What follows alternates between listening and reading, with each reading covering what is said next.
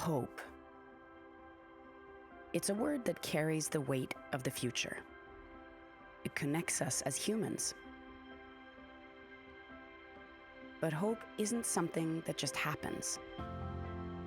It's created by people who dare to work for a better world. It's often born out of pain and struggle. It's defiant in the face of violence and injustice.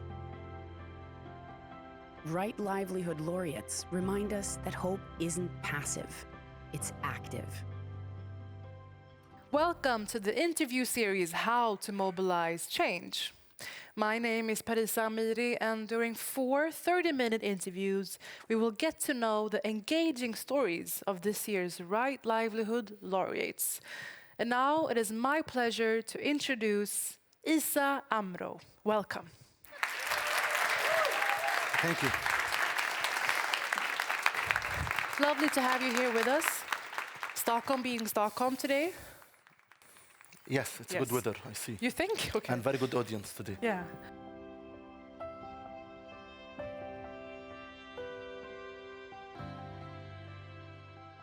We're actually going to start in another point of this. I want to ask you who you were before you became, with the world, Issa Amro, the nonviolent activist. Who were you before all this?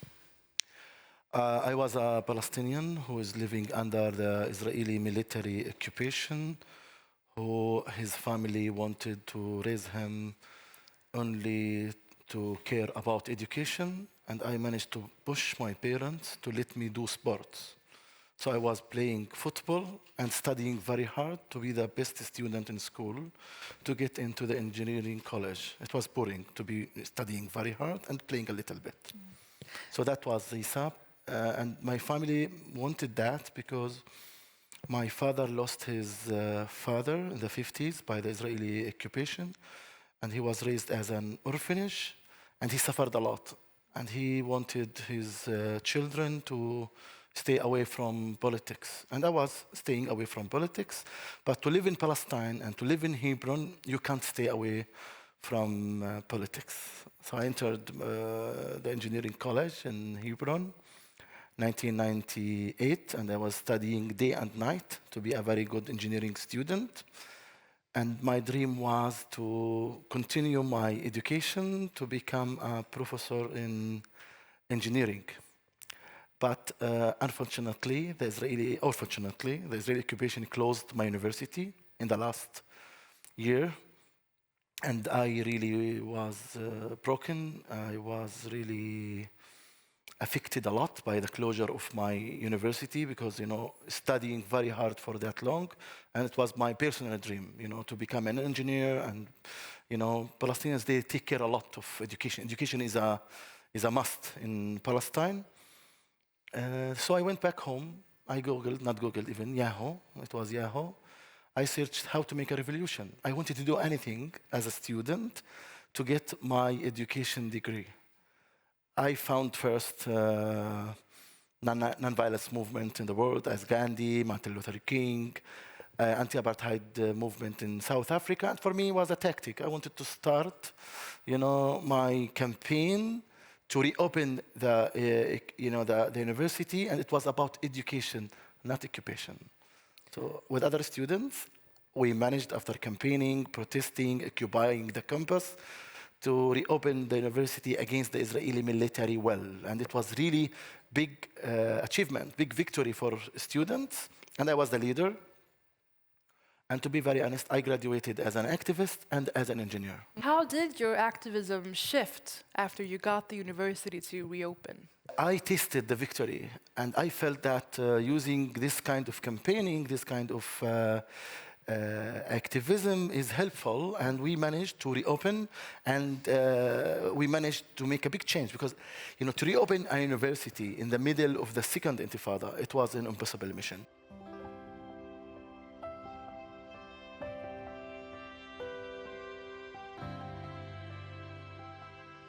Even my administration didn't want us to go to that level, to sacrifice that the soldiers may shoot us, they may arrest us, they may detain us, they may blacklist us.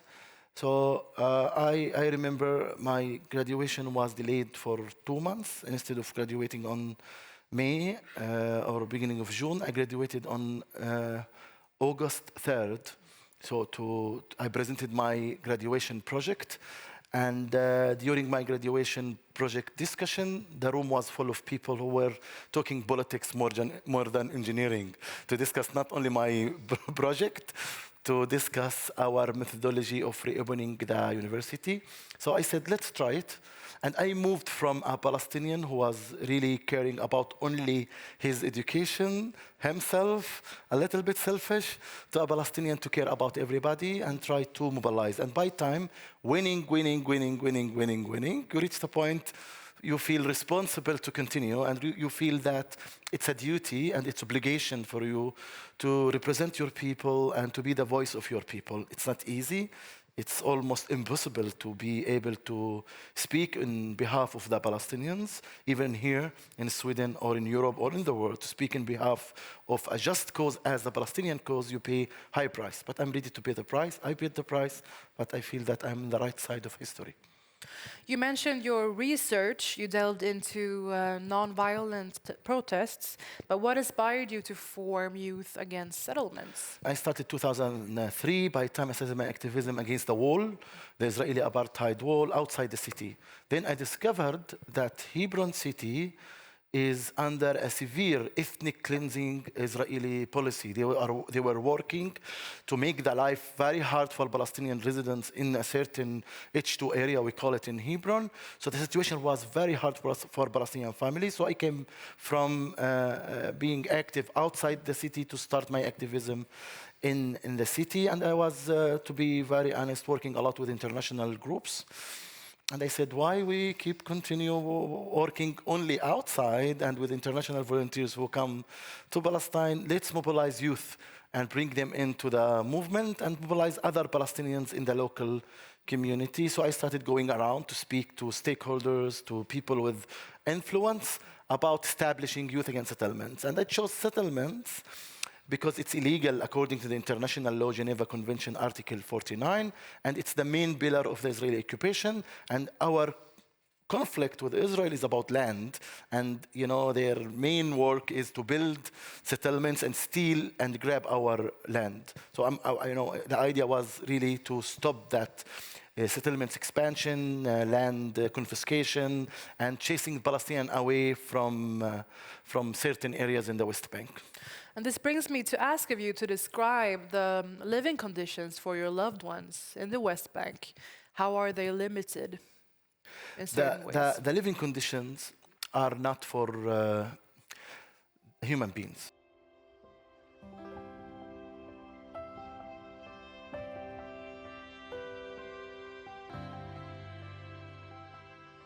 Unfortunately, the Israeli military is treating Palestinians as animals who are looking for shelter and food only.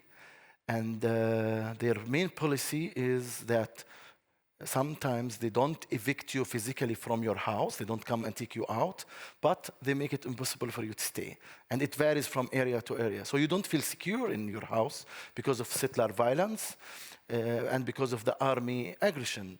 You don't have enough services as medication, maintenance, ambulance. In many areas in the West Bank, especially Area C and H2 in Hebron, you don't have direct access to ambulance. And social life, if you live in certain areas in West Bank, especially in H2 in Hebron, you live without visitors, without social life, and without family members to come to visit you in your house. So you are isolated. Something else very important, they want us to live without national identity. So you don't come and say, I am a Palestinian with Palestinian flags. No, everything is moving to blue and white, and they impose on us the Israeli culture, the Israeli music now, the Israeli flags are all over. So in one hand, they hide our identity and they post their Israeli identity in the West Bank. So the situation is really hard, and it's a situation of ethnic cleansing of Palestinians from their land and their houses all over West Bank, especially in H2 in Hebron, where I live. And settler violence is, of course, criticized by the whole world community. settled violence since before, and how is the situation this last few years? How has it developed? It's not settler violence, it's settlers' terror. And Israeli settlers are getting much support from the Israeli government. And the majority of the Israeli governments are settlers. And the main figures of the Israeli government now are settlers. We have the Israeli National Security Minister, is a minister from Hebron, and he used to be one of the main supporters of Kahana movement, the Kahanist, a terrorist organization. Another one is Smotrich. He's a minister in the IDF and a minister in the Israeli finance ministry. He's the founder of Rakavim, an Israeli NGO. Their main mandate, Rakavim, observers, to remove Palestinians from Area C, to remove them completely. He was working in his NGO. Now he copied what he was working, his mandate in his NGO, to the Israeli military and to the Israeli finance ministry. So really the situation is much harder than you think. Palestinians now, they are not able to harvest their olives because of settler violence and army oppression. They are not able to live peacefully in their homes. No water, no electricity, no services, no travel. You can't travel from one village to another. And you can see that they are moving to do it more formally, that the settlers are joining the Israeli military. So they have their own military uniform. They kill Palestinians, they detain Palestinians, they torture Palestinians. In October 7th, I was kidnapped and tortured by my Israeli settlers, neighbors, and the soldiers in the same time. So I found them in front of my house, my settlers' neighbors with military uniform, kidnapped me, tortured me, and sexually assaulted me. In spite of that, I know them, and they know me, and they know my politics. And in spite of all of that, 10 hours of torture and pain between the hands of soldiers and settlers. And what is abnormal here, they're not accountable. They have impunity under the Israeli law, and they have impunity almost in the international law. So nobody's going after them, after their crimes, after their human rights violations, and after their international law violations. So after enduring all this, I mean, in your life in general, but also these events you described for us, what makes you stay resilient? It's my duty. It's a responsibility on me to represent my people and to believe in my rights and to make a change. And if you want to make an enemy, try to change something. I'm trying to change many things for good. And I am acting according to my principles and morals, to see all human beings equal all over the world, to see that the human being is the most asset on earth we all should protect as a body, as a ideology, and as, to believe that we are all equal. We are all deserve full equal rights, and Palestinians should be treated as a nation. Palestinians are human beings. They are, as the Swedish people, we want to see Palestinians as people, as a nation who deserve everything Swedish people deserve, everything Europeans deserve. So that's what I want as a Palestinian. I don't want to feel I am better than anybody else, or supremacy, or to be racist, that I deserve more rights than others. No, we want to have the same rights according to international law and according to international standards.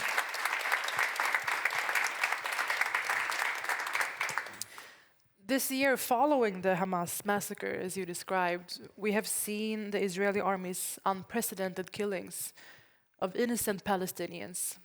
How has this affected you personally and your work? We are living under Israeli military.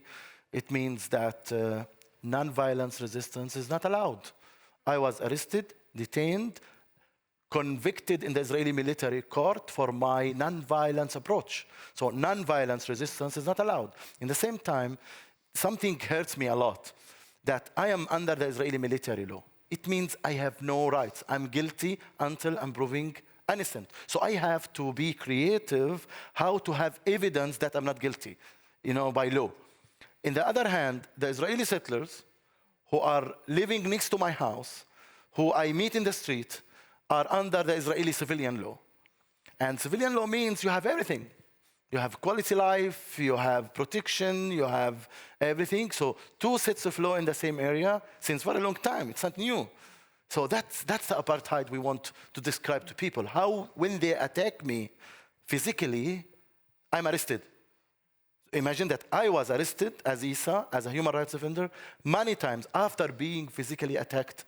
So the situation in the West Bank and after what happened on October 7th, they used the momentum.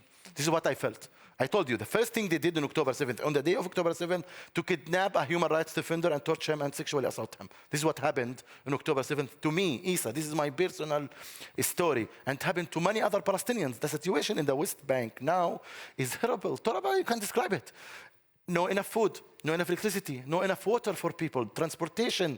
People are without jobs since 14 months. They're without any income. I'm not talking about one or two. The majority of the Palestinian population can't travel from one city to another to work. They can't work in Israel again. Even the Palestinian Authority employees, they don't get their own salaries because Israel is not paying the taxes back to the Palestinian Authority. So they use that momentum that everybody is busy with Gaza war to steal lands in the West Bank.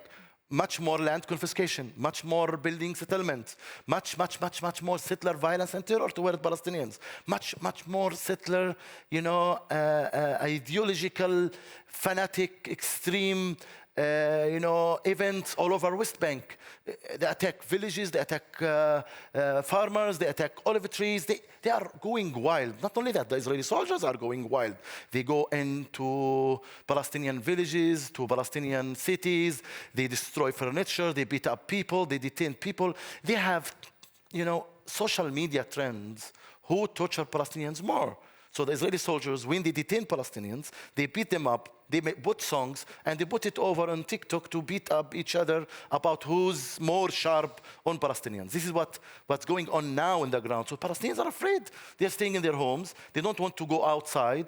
They don't want to do anything because they are so afraid.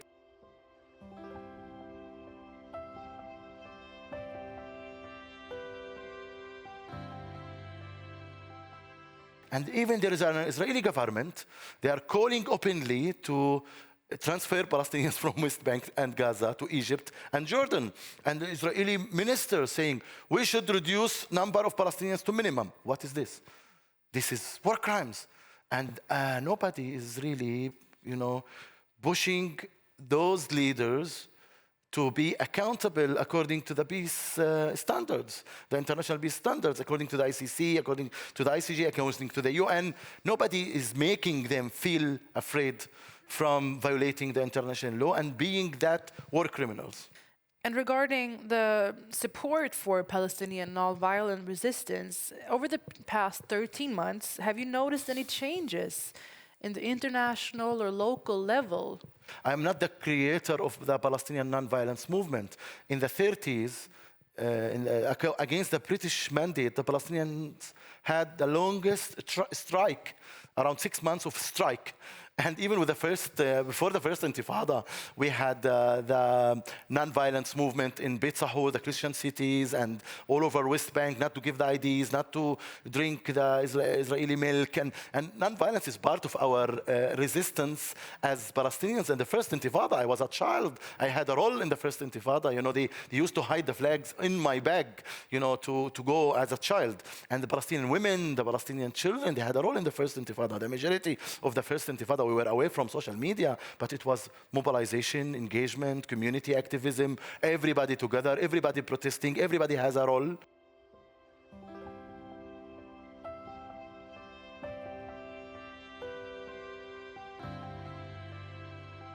And then, I continued the Palestinian non-violence struggle. I didn't create it, maybe a little bit with more creativity, with my own methodology, but this is not something, not ordinary in Palestine. And I see more people now aware that non-violence is very important. And the secret is that we see much more support, much more recognition from the international community to our activism. So this kind of support from the international community, from the people who are going down to the streets and who are protesting in the campuses, the students, they are a kind of a hope for us to see people in Sweden here, the students in the universities in Sweden, they continue pushing, because I started my activism as a student. So each student is acting, I say, okay, he's a future leader. This is what I see. So those people give us hope that, wow, this kind of resistance is working, and this kind of resistance has a community, and it's a movement,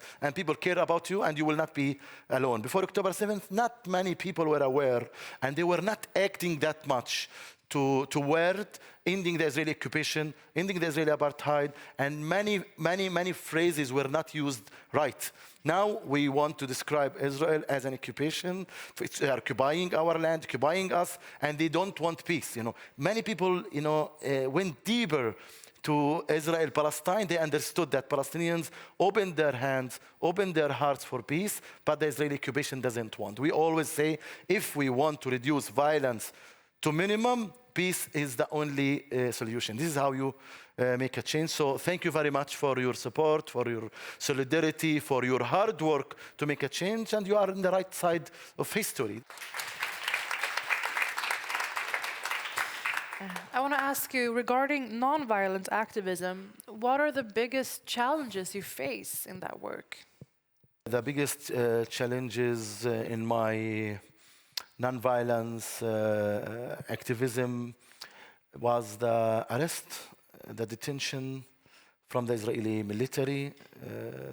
They used to arrest me a lot, to detain me, to go after the other Palestinian activists. And it's costly. You will be blacklisted. You will not be able to work. You will not be able to open your business because you are blacklisted. Israel controls all aspects of our life. Engaging young people is central to your mission with Youth Against Settlements. But what advice would you give to young people that are interested somehow in joining your movement or supporting your movement? I usually tell the young people, take care of your education. It's a must. Your degree, your education, your university.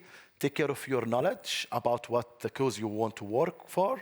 Take care of your experience. Try to learn more and enrichen your your knowledge about the cause, that you should be convinced. And I tell them, never lose hope, be united, and try to do concrete actions to make the change, and don't stuck with certain, small disagreement with others. Just go on, choose your track, and keep going till you reach your goal.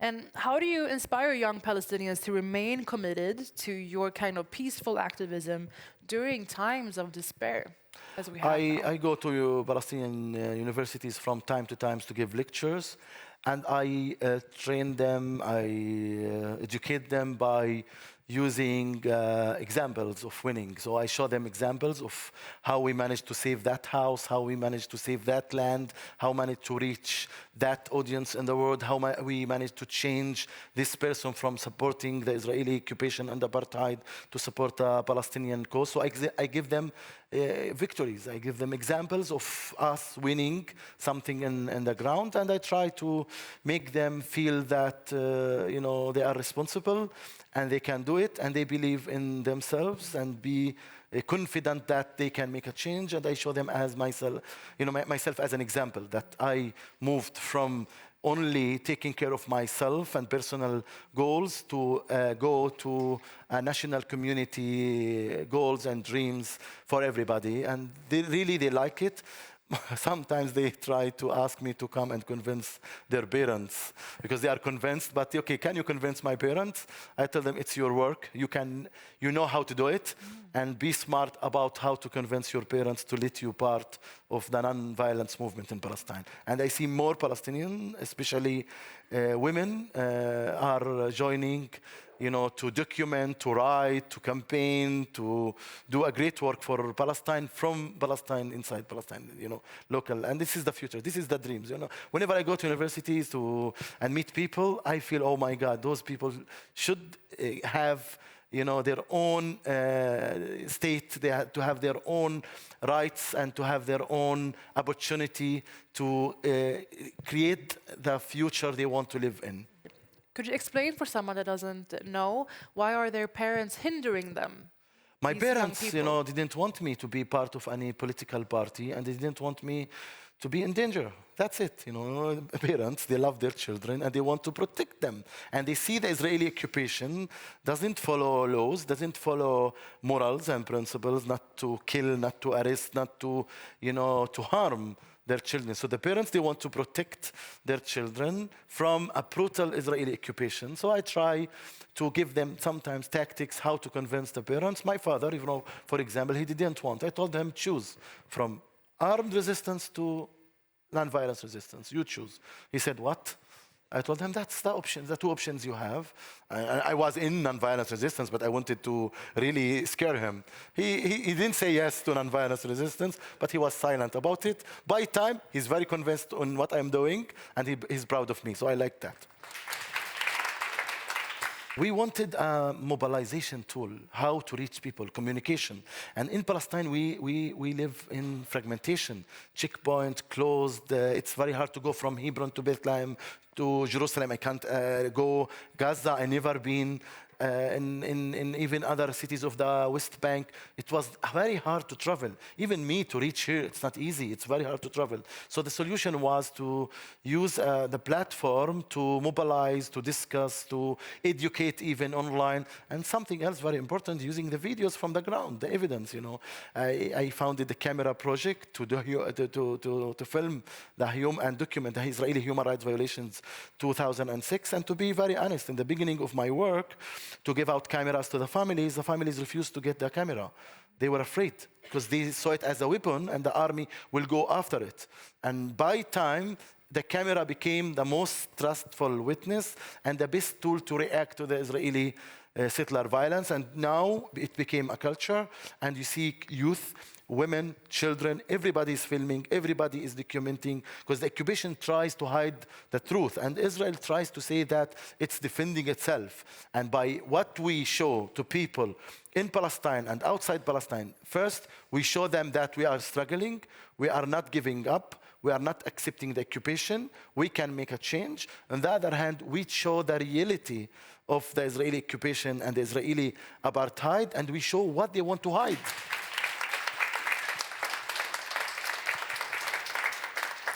And finally, what are your hopes for the future of the West Bank and Palestinian self-determination?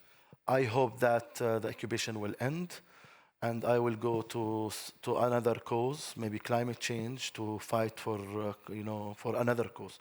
I hope that my son will have a place to live with freedom, justice, equality, and with security as everybody else.